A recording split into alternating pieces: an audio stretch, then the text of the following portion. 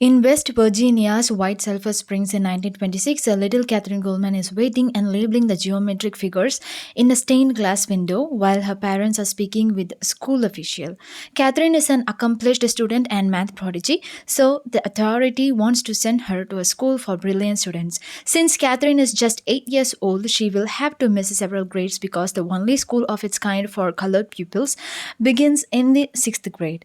Catherine's instructor offers her parents money from a collection all the teachers contributed to assist with the transfer. A teacher at the new school invites Catherine to work on an algebra problem on the blackboard. Catherine finds the solution without hesitation and then faces her adolescent peers to explain it. The racial segregation is immediately apparent when police stop them, highlighting the challenges they face in their daily lives. After Dorothy successfully starts the vehicle, the policeman offers a drive to NASA Langley Research Center with lights and sirens blazing while he gets to know about them. Watching a newsreel describing Russia's launch of Sputnik 1, the first artificial satellite, is what the Space Task Group does. Leaders were concerned in the conversation that followed the Soviet Union's access to space could enable them to spy on the United States. They can't justify the expense of a space program that doesn't send anyone into space, so the man in charge orders Al Harrison to get them up there. Along with many other black women employed as computers, that is, performing math by hand, the three women are housed in the West Area Computing Division, which is isolated from the rest of Langley Research Center. Dorothy assigns the group to new tasks. Mary is assigned to help the male engineers. Dorothy is approached by her supervisor, Vivian Mitchell, for her conversation. She tells her that a new computer capable of doing analytical geometry is needed by the Space Task Group. Catherine is assigned by Dorothy because of her proficiency in analytic geometry and her general superiority in mathematics. Since Vivian is currently doing supervisory duties, Dorothy wonders if she can advance to supervisor. However, Vivian declines, saying it's not her call. Mitchell refers to the fact that there are no intentions to appoint a permanent supervisor for the colored group. While carrying her documents through a selected chamber in the engineering department, Mary passes to observe a space capsule that is due to undergo wind tunnel testing. Many of the space capsule's outer louvered heat shielding panels fly off, failing the wind task. Carl Zielinski, the chief engineer, suggests that they employ a corrugated heat shield. Mary quickly spots a design issue and proposes that they try using alternative fastener on the panels that are already in place. Motivated by her team leader, Polish Jewish Holocaust survivor Carl Zelensky, Mary applies to be a NASA engineer. Catherine is escorted to the Flight Research Division on another part of campus by Vivian, who is addressed by black ladies as Mrs. Mitchell, even though they know her by her first name. Vivian informs Catherine that women are expected to wear skirts that fall below the knee and to wear no jewelry other than pearls. She informs Catherine that she doesn't think Catherine will stay long because the department she is joining is demanding and has just fired several computers. She cautions her not to talk to Mr. Harrison, the department head, unless he has spoken to her first. Vivian wants Catherine not to put her in public by pointing out that they have never had a person in color work in that section. Catherine walks into an enormous room filled with white males working at desk. The men treat Catherine badly, mistaking her for a caretaker.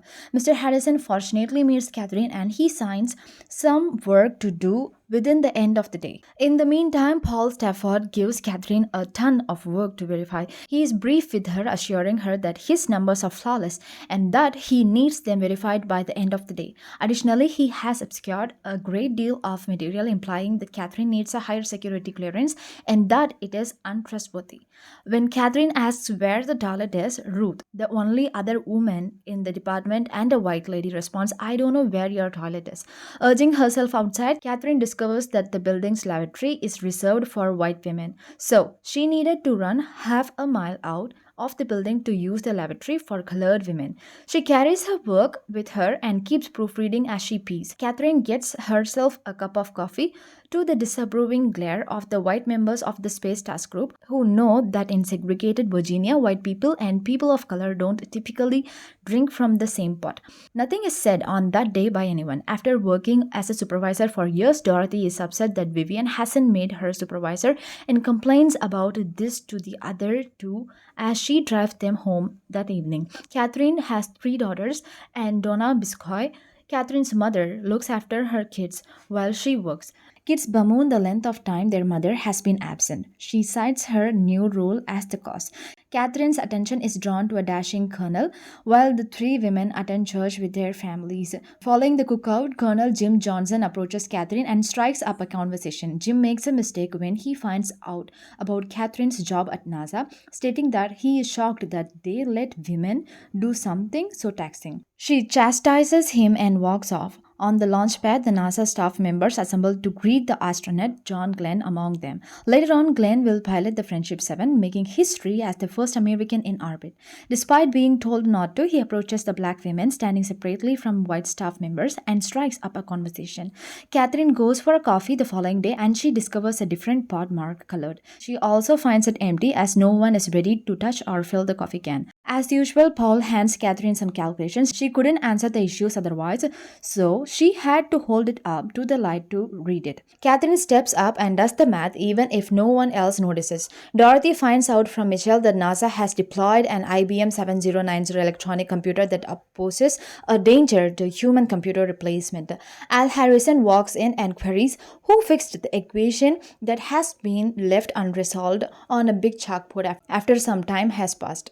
He asks what she does, to which Catherine responds that she is double checking her work after she admits she did. He questions how she manages to work with all blacked out portions when she shows him. She shows how to hold the paper up to the light and read the writing that has been blacked out. In the future, she would like uncensored reports. Al concurs, stating that there is no need to withhold information from her because she is not a Russian spy. During this discussion, Stafford in his Harrison's office and is furious. Mitchell informs Mary that more courses are needed for the engineer role she applied for, even with her degree in mathematics and physical science. During the ladies' discussion, Mary added that the people of color are not allowed to enroll in the only schools that offer the programs required to become engineers. Dorothy asks her to petition the court and fight for her freedom. Dorothy finds a book on Fortin programming when she brings her kids to the library. She is in the incorrect section, says a white woman spotting her. Dorothy informs her that the book she decided was not available in the colored section. After being expelled from the library, she tells her kids that she bought the Fortin book with her as they board the bus. Dorothy claims she has the right to take the book because the library is owned by the government and she is a taxpayer in response to her son's question. Colonel Johnson approaches Catherine at party where many couples are dancing to music from the radio. He apologizes for treating her disrespectfully and asks her to dance. Pressure mounted to send American astronauts into space when they received news that Russian cosmonaut Yuri Gagarin had become the first man in space, completing one full orbit round the planet in 108 minutes. Catherine dazzles Harrison by solving challenging mathematical problems every day. The men faced some issues in the IBM data center. Dorothy slips into the big unoccupied room and examines the IBM computer they have set up after noticing that a large digital computer has been installed inside. With a few astute questions, Dorothy has also learned that her IBM, which can perform computations tenfold quicker than a room full of human computers, will replace her West Area Computing Unit as soon as it demonstrates its dependability. So, she learns programming for herself and her West Area co-workers by reading a book about Fortin. Against her husband's wishes, Mary petitioned to be admitted to Hampton High School, an all-white institution. The men's issues is resolved when Dorothy one evening in the data center discovers that a wire on the IBM patch panel is misplaced and reconnects it properly.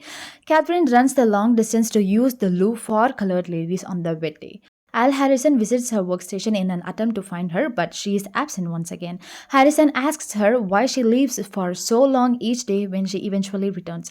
Soaking wet, Catherine goes on a rant about how there are no restrooms she is permitted to use in the building they are working in. Therefore, she must run half a mile to West Campus to use the colored women's restroom. She continues to say that she has never been permitted to wear any jewelry other than pearls, and NASA doesn't pay colored computers enough to buy pearls, nor is she allowed to sip coffee from the same pot as everyone else. Al pays close attention. He stays silent, but after Catherine storms out, he goes to the coffee station and tears the labeled the colored off of the coffee maker. In the following scene, Al uses a crowbar to attack the colored women's toilet sign up the West Area Computing Division. He declares that there won't be any toilet segregation once it falls, saying Here at NASA, we all pay the same color. Over the ensuing months, Jim visits Catherine and her family frequently. Mary approaches a judge to request permission to enroll in all-white institution to complete her engineering degree. She convinces the local judge to let her attend night school by pleading her case in court and appealing to his historical sensibilities.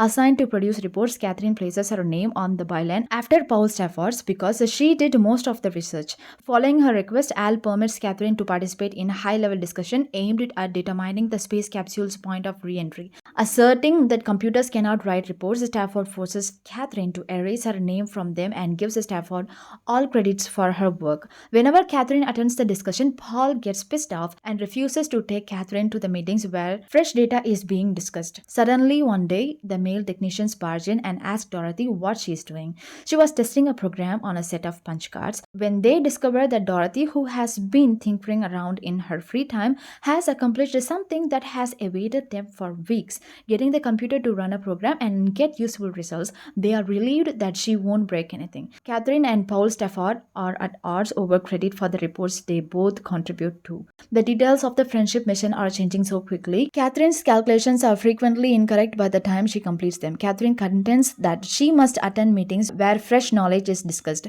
but Paul dismissively states that women are not permitted. She informs Al Harrison that she would want to attend the meetings, but she is in charge of revising the launch calculations anytime there is a modification of any type, including changes to the landing area, payload, launch time, etc. Changes are usually discussed at these sessions. When Al mentions that women are not expected to attend meetings, she counters that a guy circling the earth is also not expected to follow any protocol. As Catherine notes, he is the boss and sets the rules. All he needs to do is act like one. Al grants her permission to observe despite Paul's objection, but he orders her to remain silent. Al leads Catherine into the meeting with John Glenn and other prominent NASA figures.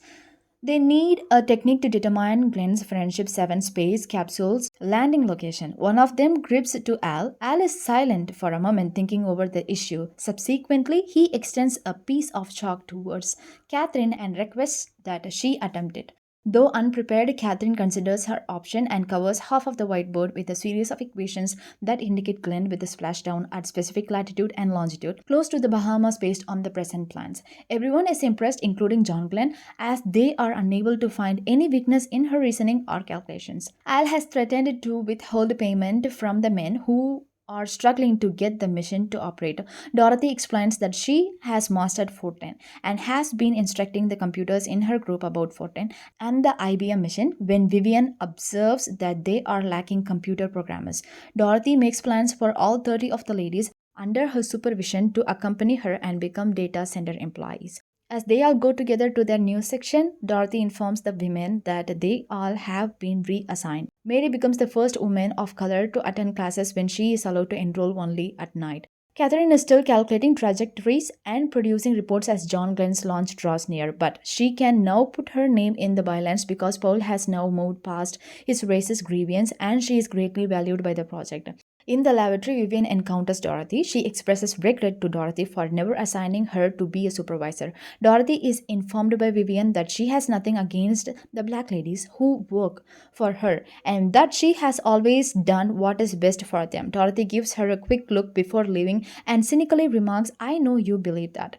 When Catherine returns home one evening, her girls are dressed for a special occasion and her dinner table is prepared accordingly. Having prepared them dinner, Jim Johnson exits the kitchen carrying a plate of food and places a small jealous box on the table in front of Catherine. He follows up with the heartfelt remarks about how he is joining the family and not just marrying Catherine, and she accepts his proposal. Al, however, informs her that the Space Task Group no longer needs Catherine because Friendship 7 is set to launch. Ruth gives Catherine a wedding present from the entire department, a strand of pearls. As she packs up her belongings, moves back to the West area and marries Jim. Everybody watches the launch of John Glenn on television. When Glenn's flight is calculated by IBM computer differently than the day before, there is a problem in the control room. It can only be safe to take off with precise figures. Thus, one set of calculations must be accurate. Because Glenn has more faith in Catherine's intellect than in IBM computers, Glenn asks that she complete the math by hand. Al sends Sam to find her and she heads to the West Area computing room to check the calculations at her former desk. After running to the calculations and determining which set of data is correct, Catherine dashes back to the control room to give Al the notebook. Catherine is faced with a closed door. She is rescued the day, but she stands outside sad. After a long moment, Al comes back and gives her a pass to enter the control room, escorting her inside alongside him. Catherine and Al watch from the control room as 50 million people watch the liftoff on television. As John Glenn maneuvers Friendship 7 into orbit, we can glimpse the horizon from within the spacecraft. At last, Vivian addresses Dorothy as Mrs. Vaughn and elevates her to the position of supervisor in the analysis and computation division. Following successful orbits of Earth, Glenn detects a warning signal indicating a problem with the heat shield fastener. Glenn, who is experiencing a rough journey and quickly notices that the capsule is getting quite hot, is given this advice. She informs them that instead of throwing the retro pack away as intended for re entry, Glenn needs to leave it in the place since the straps could hold the heat shield in the place. Glenn will perish in the capsule's burning as it re-enters the atmosphere if the heat shield blows apart. After a nervous few minutes, the control loom loses touch with the Friendship 7. Glenn safely splashes down because the straps hold down enough of the heat shield to save his life. John Glenn completed 3 of the scheduled 7 orbit flights. His Friendship 7 mission turned the tide in the space race, propelling NASA to the moon in 1969. Mary entered the engineering degree and went on to become NASA's first female African American engineer. Dorothy went on to become NASA's first African American supervisor. Catherine continued by calculating the trajectories for both Apollo 13 and the 1969 Apollo 11 lunar mission. In 2015, she received the Presidential Medal of Freedom from President Obama. She worked at the Virginarian Langley Research Center, which was named the Catherine G. Johnson Computational Research Facility in 2016.